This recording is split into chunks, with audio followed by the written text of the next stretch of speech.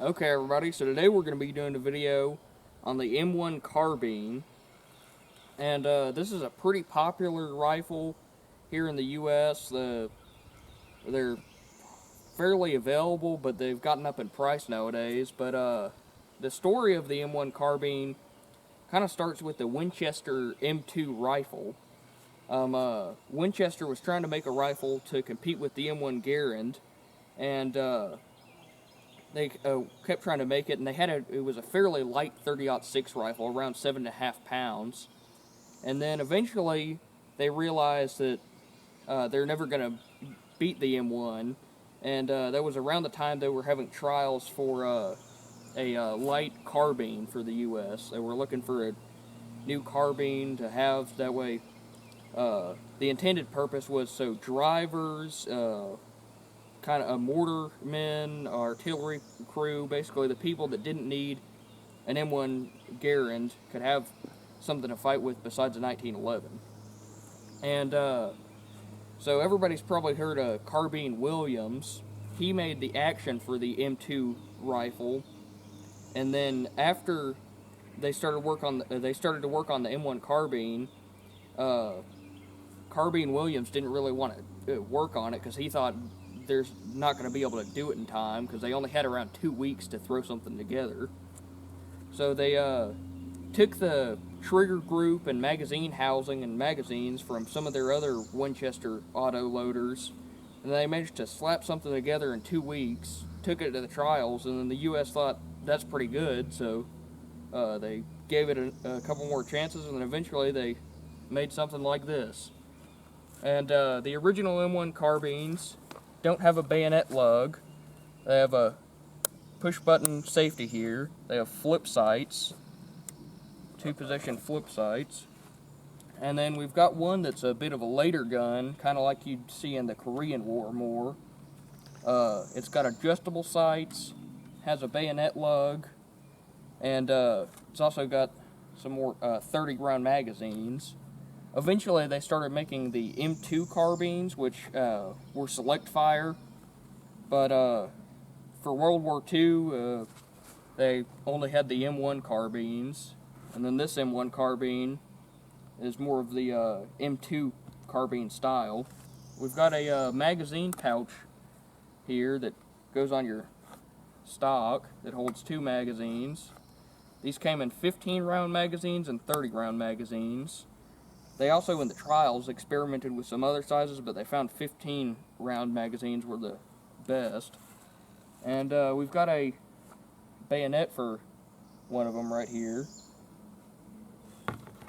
We've also got a bandolier for some 30 carbine.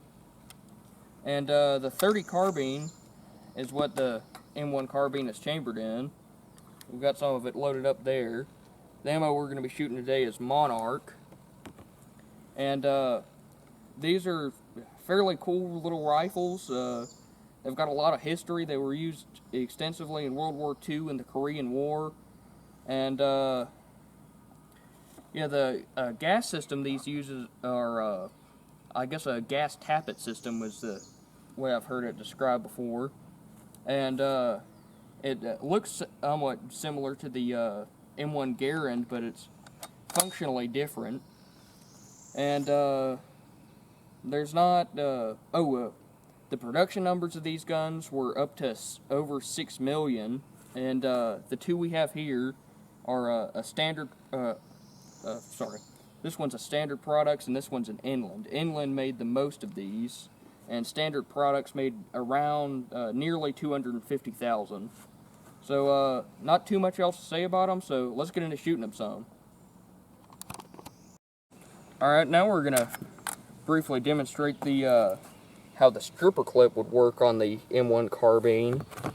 So, what you'd want to do is pull this second piece on it down.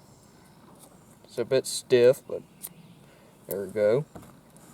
Then you're going to want to put that on your magazine, and then thumb your rounds in. It's a bit tough, but works just like a stripper clip in your gun would, and that's so you can speed load it and pack these into little small stripper clips and then have yourself a bit of a speed loader. That's how that loads. Alright, we're going to start off with, I believe we've got 10 rounds loaded up in here at 100 yards. And the M1 Carbine has a manual bolt hold open that you can engage.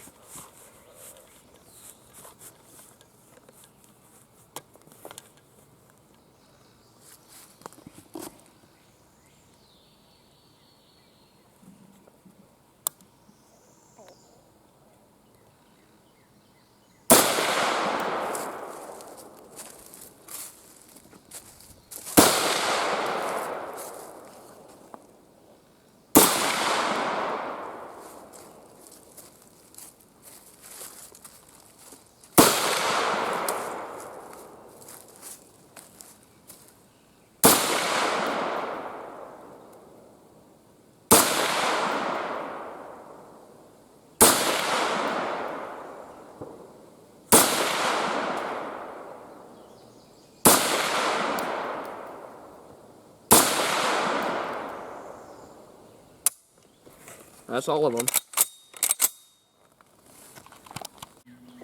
Okay, this is our first group, and our sight's somewhat off to the right, but it's a fairly good group.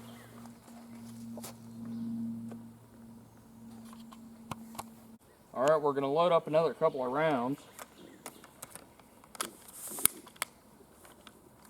Put our magazine in.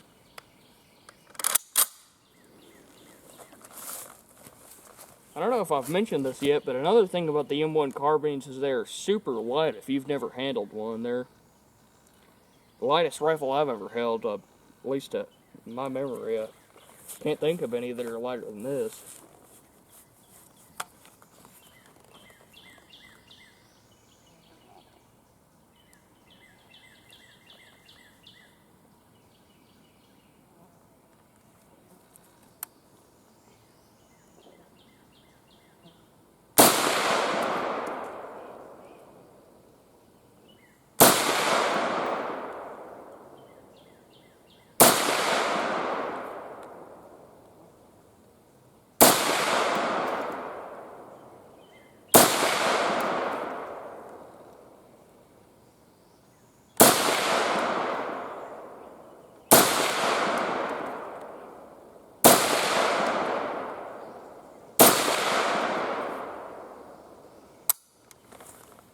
Alright. That's all of them. Well, it looks like we've only got one loaded magazine left in our pouch here.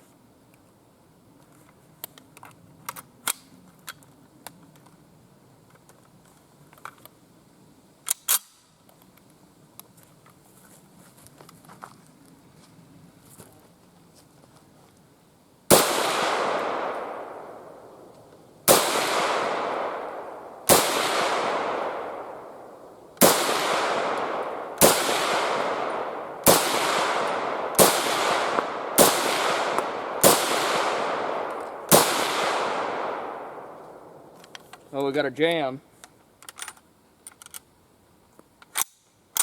That was the last round.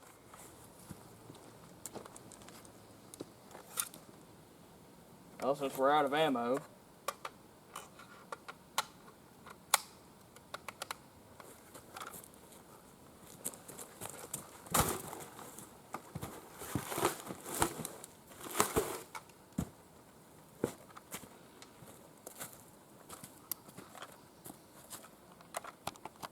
alright, that's going to be it for the video. We had a lot of fun with the M1 carbines. These are pretty nice rifles, pretty collectible now too, that were used in World War II, the Korean War, and they were even used in Vietnam. And these are pretty cool little rifles. It's a shame that they've gotten so up in price, but I guess that happens to guns that are pretty cool. And if you want to see any more videos with the M1 carbines, let us know in the comments. And at some point we may have some more videos with our other U.S. rifles, like the 1917 and M1 Grand, testing out some more reloads for those at some point. But until then, that's going to be it for the video. Hope you enjoyed it.